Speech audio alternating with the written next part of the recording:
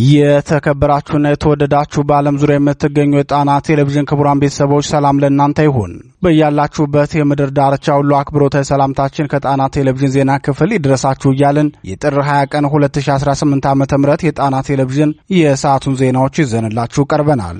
እስከ መጨረሻው አብራችሁን ከቆያችሁ የምትሰሟቸውን የተመረጡ መረጃዎቻችንን ርዕሶቹን አስቀድመን እናስደምጣችኋለን። በተከታታይ ከብልጽግናው የአየር ወለድ ኮማንዶ ሰራዊት ጋር እየተፋለመ ያለው የአማራ ፋኖ ብሔራዊ ንቅናቄ ሸዋ ጠቅላይ ግዛት እዝ ዛሬም ሳሲት ላይ ታላቅ ድል ተቀዳጅቷል። የዕለቱ የፋኖ ድል ለብልጽግናው ሰራዊት በመብረቅ የመመታት ያህል ከባድ ነበር ሲሉ የዓይን እማኞች የገለጹት የዕለቱ ተጋድሎና ተያያዥ መረጃዎች በዜናችን የሚደመጥ ቀዳሚ መረጃችን ነው። የአማራ ፋኖ የአንድነት መስረታውን ካደረገበት ማግስት ጀምሮ የብልጽግናው ሰራዊት መስመራዊ መኮንኖች ፈተናው ከብዶባቸዋል። 100 አለቃውን ጨምሮ 6 የብልጽግናው ወታደራዊ አዛዦች እርምጃ የተወሰደባቸው ሲሆን በአጠቃላይ 25 የሰራዊቱ አባላት የፋኖን ጥይት በገላው ተቀብሎ ወድቋል። ዜናችን ዝርዝሩን ያስደምጣችኋል። ከታሪክና ከእድሜ ብቻ ሳይሆን ከሽንፈትም የማይማረው ዘመን ተሻጋሪው የአማራ ሕዝብ ጠላት ህወሓት ከፍተኛ ቁጥር ያለው ሰራዊቱን ጭኖ የከፈተው ጦርነት ዛሬም ቀጥሎ ውሏል። የተከዜ ዘብ የሰጠው ምላሽም አንጀት አረስ ነበር ሲሉ ነዋሪዎች ገልጸውታል። የወልቃይት ቀጠናውን ውጊያ በዝርዝር አሰናድተነዋል፣ ይደመጣል። ፋኖ ድርጅታዊ መዋቅርና የውጊያ ዕቅድ አፈጻጸም ግምገማ አካሂዷል። ጎጃም ላይ ያለፉት 2 ወራት የነበሩ ውጊያዎች በፋኖ መሪዎች ልዩ ግምገማ ተካሂዶባቸዋል። ውጤቱ ምን ይመስላል የሚለውም በዜናችን ይደመጣል። የባዲን ጸረ አማራነት ድርጊት ተቋማዊ ሆኖ ፋብሪካ ውስጥ የሚሰሩ ሰራተኞችንም በጅምላ እያባረረ ነው። የጎንደሩ ዳሽን ቢራ ወደ 100 የሚጠጉ ሰራተኞቹን ሊበትን መሆኑን ተሰምቷል። ፋብሪካው ለዚህ የጭካኔ ውሳኔ ያደረሰው ምንድነው የሚለውን ከቦታው የደረሰንን መረጃ አካተን እናስደምጣችኋለን። ክቡራትና ክቡራን አድማጭ ተመልካቾቻችን እነዚህንና ሌሎች የተመረጡ መረጃዎችን አሰባስበን ያሰናዳነው የሰዓቱ ዜናችን ወደ እናንተ መቅረብ ይጀምራል። በድጋሚ እስከ መጨረሻው አብራችሁን በመቆየት እንድትከታተሉን እየጋበዝን ወደ ዝርዝር ዜናዎቹ እናልፋለን።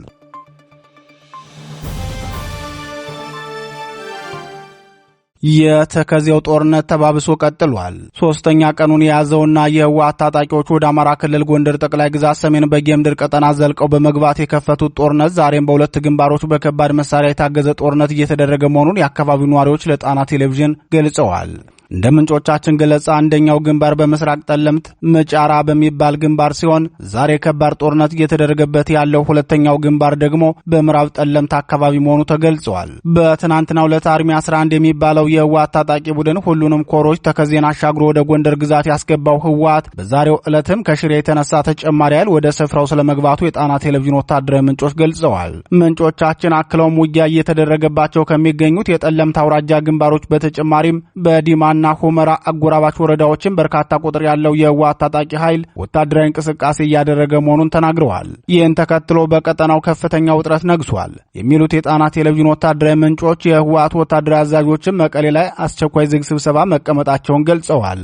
አስቸኳይ ስብሰባ የተቀመጡት የህወሓት ወታደራዊ አዛዦች በአማራ ህዝብና ርስቶች ላይ ወረራ ለመፈጸም ስምሪት ወስዶ ጦርነት የጀመረውን ኃይል የውጊያ አፈጻጸሙን ለመገምገምና አዲስ ወታደራዊ እንቅስቃሴዎችን ለማስተባበር ሳይሆን እንዳልቀረ ገልጸዋል። በአማራ ክልል የወልቃይት ጠገዴ ሰቲት ሁመራ ዞን ያደራጀ የተከዜ ዘብና የዞኑ አስተዳዳሪዎችን በተጠንቀቅ ላይ እንደሚገኙና ለወረራ የገባውን የህወሓት ታጣቂ ኃይል በመመከት ላይ እንደሚገኙ ተገልጿል። ጦርነቱን ተከትሎ 2 ዋና ዋና መንገዶች በብልጽግና ጄኔራሎች ትዕዛዝ መዘጋታቸው የተገለጸ ሲሆን ከትግራይ ክልል ደደቢት በራ ወደ አማራ ክልል ወልቃይት ጠገዴ ሰቲት ሁመራ ዞን የሚያሻግረው የተከዜ መንገድ ሙሉ በሙሉ ከአገልግሎት ውጪ የሆነ ሲሆን በተመሳሳይ ከአማራ ክልል ደባርቅ ወደ ትግራይ ክልል ሽሬ የሚወስደው የተከዜ መንገድ አገልግሎት ማቆሙ ተገልጿል። በጠለምትና አካባቢው ተጠናክሮ የቀጠለው ውጊያ በአካባቢው ነዋሪዎች ላይ ከፍተኛ ጫና ማሳደሩን ተከትሎ ነዋሪዎች ከቀያቸው እየተፈናቀሉ መሆናቸውንም የጣና ቴሌቪዥን ምንጮች ተናግረዋል።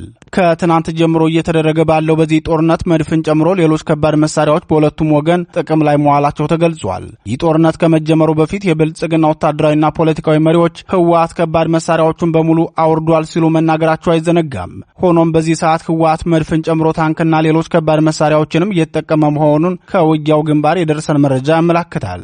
የህወሓት ታጣቂ ኃይሎች ወደ አማራ ክልል ዘልቀው በመግባት ጦርነት በከፈቱበት ሰዓት ጀምሮ የትግራይ ክልል ዋና ከተማ መቀሌን ጨምሮ በበርካታ ከተሞች ውጥረት ስለመንገሱ የገለጹት የጣና ቴሌቪዥን ምንጮች ወጣቶች በግዳጅ እየታፈሱ እየተወሰዱ መሆናቸውንም አስታውቀዋል። በክልሉ የገቢ አለመረጋጋትና ሌሎች ቀውሶችም ከወዲሁ ተቀስቅሰዋል ሲሉ የሚያክሉት ምንጮቻችን ባንክ ቤቶችና ሌሎች የፋይናንስ ተቋማት በከፍተኛ ሁኔታ መጨናነቃቸውም ተረጋግጧል።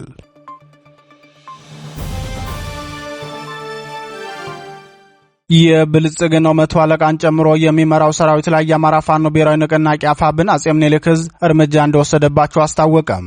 ፋኖ ስኬታማ ድል የተቀዳጀበትን ጥቃት የፈጸመው የብልጽግናው ሰራዊት ኃይሉን ወደ ምዕራብ ወሎ ቀጠና በሚያንቀሳቅስበት ወቅት መሆኑን የዙ ህዝብ ግንኙነት መምሪያ አስታውቋል።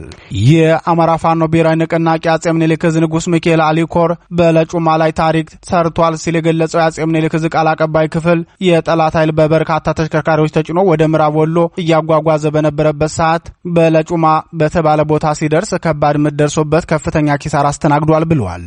የንጉስ ሚካኤል አሊኮር በሚንቀሳቀስበት የምዕራብ ወሎ ቀጠና ሰሞኑን ብዛት ያለው የአማራ ህዝብ ጠላት የሆነው የብልጽግናው ሰራዊት በከባድ መሳሪያ የታጀበ በርካታ ኃይሉን እያጓጓዘ ነበር የሰነበተው። በቀጠናው የነበረው የሰሜን ምስራቅ ዕዝ 801ኛ ኮር ሰራዊት ድጋፍ የፋኖን ጫና መቋቋም ስላልቻለ በቅርቡ የተመሰረተው 11ኛ ዕዝ ሰራዊት በድጋፍ ሰጭነት ወደ ቀጠናው ሲገባ የአፋብን አጼ ምኒልክ ዕዝ ንጉስ ሚካኤል አሊኮር ሳጂን አደማሊ አባናዳው ክፍለ ጦር 4ኛ ሻለቃ ፋኖች በሰነዘሩበት የደፈጣ ጥቃት ከባድ ሰብአዊና ቁሳዊ ኪሳራ ደርሶበታል ሲል የአጼ ምኒልክ ዕዝ ቃል አቀባይ ክፍል የድሉንና የተጋድሎውን ስፋት አክሎ ገልጿል። የብልጽግናው ሰራዊት ከደሴ ከተማ ተነስቶ በስተምዕራብ በኩል በከፍተኛ ቁጥር ያለውን ኃይል ይዞ ወደ አማራ ሳይንት ሊገባ በ6 ኦራልና በ4 ፓትሮል ተጭኖ ጉዞ ጀምሮ ነበር። ይህን የብልጽግና ሰራዊት እንቅስቃሴ ከመጀመሪያው ጀምሮ ሙሉ መረጃውን ያሰባሰበው የአማራ ፋኖ ብሔራዊ ንቅናቄ አጼ ምኒልክ ዕዝ ንጉስ ሚካኤል አሊኮር ሳጅን አደማሊ አባናዳው ክፍለ ጦር ሆነኛ መግደያ ቦታ ላይ ጠብቆ በሰነዘረው ጥቃት በብልጽግናው ሰራዊት ላይ ሁሉን አቀፍ ከባድ ኪሳራ አስከትሎበታል። እንደ አማራ ፋኖ ብሔራዊ ንቅናቄ አጼ ምኒልክ ዕዝ ቃል አቀባይ ክፍል መረጃ የብልጽግናው መቶ አለቃ ጨምሮ 6 መስመራዊ ወታደሮችና 3 አድማ ብተና በድምሩ 9 የጠላት ኃይል እርምጃ ተወስዶበታል። 7 መከላከያና 9 አድማ ብተና በድምሩ 16 ጠላት ኃይል ላይ እርምጃ ወስዷል። ይህም በአጭር ሰዓት በተካሄደ ጥቃት በድምሩ 25 የጠላት ኃይልን ከጥቅም ውጭ ማድረግ ተችሏል ሲል አስታውቋል። የአማራ ፋኖ ብሔራዊ ንቅናቄ አጼ ምኒልክ ዕዝ በመላው ወሎ ቤት አማራ ቀጠና ተከታታይ ውጊያዎችን በማድረግ በብልጽግናው ሰራዊት ላይ ተደራራቢ ድል መቀዳጀቱን በተከታታይ መዘገባችን ይታወሳል።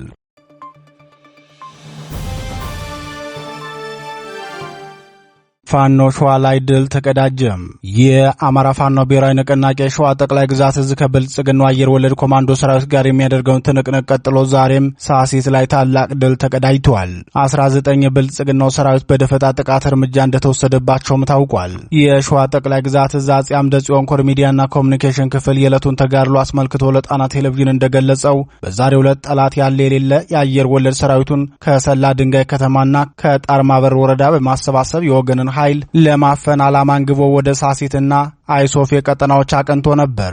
የጠላት ኃይል ወደ ቀጠናው በማቅናት ላይ ያለ መረጃው ቀድሞ የደረሰው የአማራ ፋኖ ብሔራዊ ንቅናቄ አፋብን ሸዋ ጠቅላይ ግዛት ዕዝ አጼ አምደ ጽዮን ኮር አካል የሆነው ራምቦ ክፍለ ጦር ልዩ ስሙ አጃና ሚካኤል መገንጠያ ላይ በጣለው የደፈጣ ጥቃት ከ19 በላይ የሚሆኑትን እርምጃ ወስዶባቸዋል።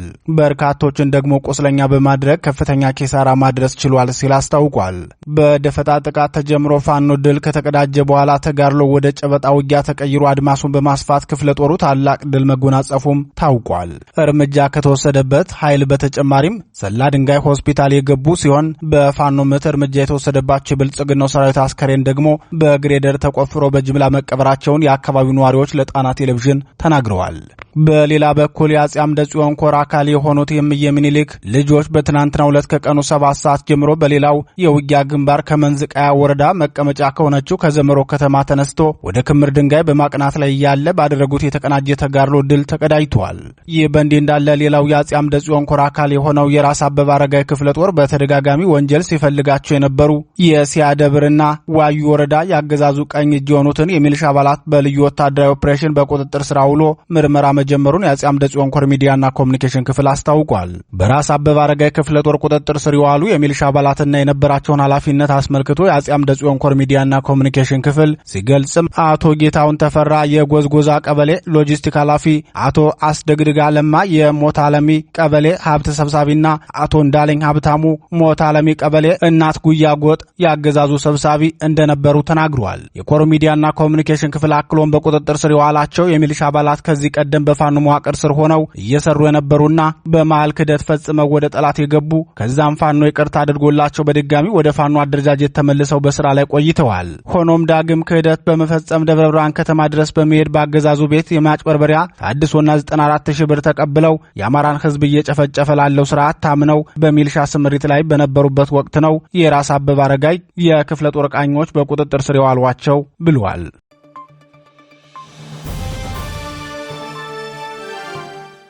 ማንኛውንም ጥቃት መመከት የምችልበት ደረጃ ላይ ነኝ።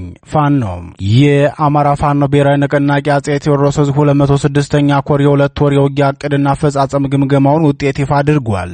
አሁናዊ ቁመናውን ሲገልጽም ከጠላት የሚሰነዘር ማንኛውንም ጥቃት በመመከት አስፈላጊውን አጸፋዊ እርምጃ መውሰድ የሚያስችለውን የወትሮ ዝግጁነት ማጠናቀቁን አስታውቋል። የኮሩ ቃል አቀባይ ክፍል አክሎም የአፋብን ቴዎድሮስ 206ኛ ኮር የቀጠናውን ትግል በማቀጣጠል በጠላት ላይ ከፍተኛ ድል እየተቀዳጀ ሲሆን ኮሩ በተመሰረተ ጥቂት ወራት በሁሉም ክፍለ ጦሮች በተደረገ ማጥቃት በተለያዩ ግንባሮች በጠላት ላይ የበላይነት መውሰድ ችሏል።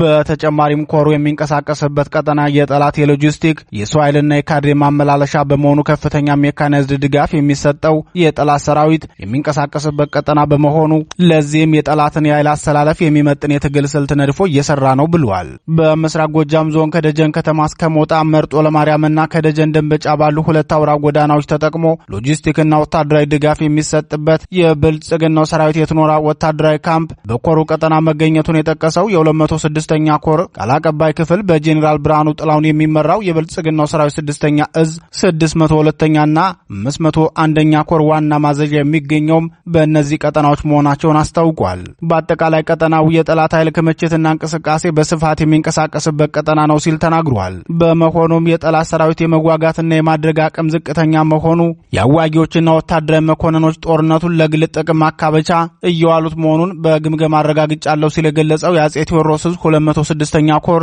ጠላት የሚያደርገውን ማንኛውንም ትንኮሳ በመመከት ከባድ አጸፋዊ ምላሽ መስጠት የሚያስችለውን የወትሮ ዝግጁነት አጠናቋል በማለት ወቅታዊ የውጊያ አቅሙንና የሰራዊት ብቃቱን ተናግሯል። የአማራ ፋኖ ብሔራዊ ንቅናቄ አጼ ቴዎድሮስ 206ኛ ኮር ህዝብ ግንኙነት ክፍል አክሎም በአማራ ህዝብ ላይ የዘር ማጥፋት ጦርነት የከፈተው የብልጽግናው ሰራዊት ከዚህ ቀደም ባደረጋቸው ትንኮሳዎች ተደጋጋሚ ኪሳራ አድርሰውበታል። አብዛኞቹ የጠላት ኃይል ትንኮሳዎች በወገን ኃይል ፍላጎት የተደረጉ ግዳጆች ናቸው። በዚህም 206ኛ ኮር በደጀን፣ በጃማ፣ በስናን፣ ደብረ ማርቆስ፣ ደብረ ኤልያስና ጎዛምን አካባቢዎች በተደረጉ ግንባሮች በኮሩ ስር የሚገኙት ሁሉም ክፍለ ጦሮች ባስመዘገቡት ታላቅ ድል የቀጠናውን ትግል ያቀጣጠለና የጠላትን የድንኳን ፕሮፓጋንዳ የበጣጠሰ ሆኗል ሲል ገልጿል። የአማራ ፋኖ ብሔራዊ ንቅናቄ አጼ ቴዎድሮስ በስሩ የሚገኙ ሁሉም ኮሮችና ክፍለ ጦሮችን ያለፉትን 2 ወራት የውጊያ አፈጻጸም ግምገማ በማድረግ የተገኙ ድሎችን በማሳደግና ያጋጠሙ ችግሮችም ድጋሚ እንዳይፈጠሩ የመፍትሄ መንገዶችን በማስቀመጥ የህልውና ትግሉን በወታደራዊ ድል አስጠብቆ እየተጓዘ መሆኑን አስታውቋል።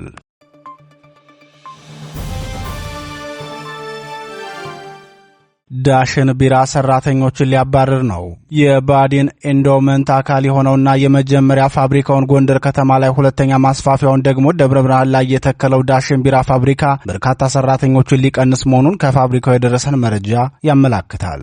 ለጣና ቴሌቪዥን መረጃውን ያደረሱ ምንጮቻችን የፋብሪካውን ውሳኔ አስመልክቶ ሲናገሩም ፋብሪካው ስርዓቶች መዳከማቸውን ሲያረጋግጥ ሰራተኛን በብዛት ይቀንሳል። ከዚህ በፊትም በ2008 ዓመተ ምህረት 500 ሰራተኛ አፈናቅለው ነበር። በዚህ ዓመት ደግሞ 74 ሰራተኞችን ለማሰናበት ወስነዋል ሲል የፋብሪካውን አመራሮች ውሳኔና ታሪካዊ አሰራር ተናግረዋል።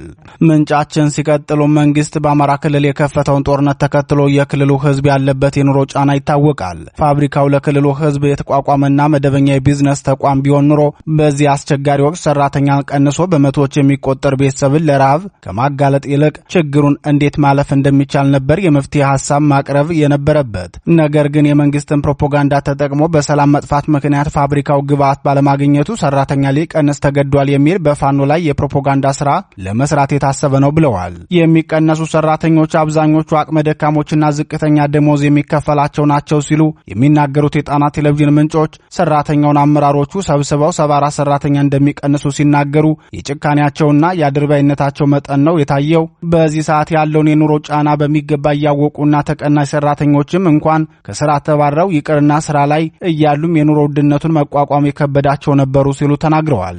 ዳሽን ቢራ ፋብሪካ አስቀድሞም ቢሆን የባዲን የልማት ድርጅት ተብሎ በጥረት ኮርፖሬት ስር የሚተዳደር ፋብሪካ መሆኑ ከአማራ ህዝብ ፍላጎቶችና ጥቅም በተቃራኒ መጓዙ የሚጠበቅ መሆኑን የሚናገሩት ሌላው አስተያየት ሰጪ በበኩላቸው በ2008 ዓ.ም ሐምሌ 5 ቀን ጎንደር ላይ የህወሓት አጋዚ ቡድን በጀግናው ኮሎኔል ደመቀ ዘውዱ ሲመታ ዳሽን ቢራ ወዲያውኑ ነበር ሰራተኞችን ማባረር የጀመረው። ዛሬም በተመሳሳይ የብልጽግና መንግስት በክልሉ ህዝብ ላይ ጦርነት ከፍቶ አርሶ አደሩን ከእርሻ የከተማውን ህዝብ ከመደበኛ ኢኮኖሚውና ነጋዴውንም ከንግዱ ውጭ አድርጎት ህዝቡ በችግር ላይ ይገኛል። ይህን እያወቀ ነው ፋብሪካው ሰራተኞችን የሚያባረረው በማለት ተናግረዋል።